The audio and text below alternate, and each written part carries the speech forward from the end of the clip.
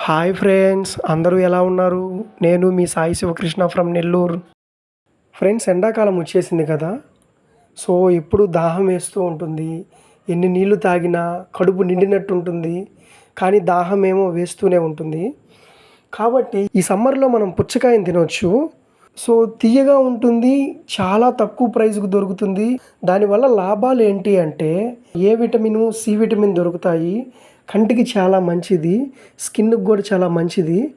అంతేకాకుండా ఏంటంటే బీపీ కంట్రోల్‌లోకి వస్తుందంట. హార్ట్ ప్రాబ్లమ్ ఉండే వాళ్ళకి పుచ్చకాయ చాలా బాగా పనిచేస్తుందంట.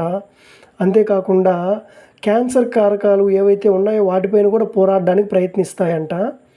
సో ఫ్రెండ్స్, అంతేకాకుండా అల్జీమర్స్ వ్యాధి అనేది ఒకటి ఉంది. అదేంటి అంటే మతిమరుపు అంట. మర్చిపోతూ ఉంటారంట.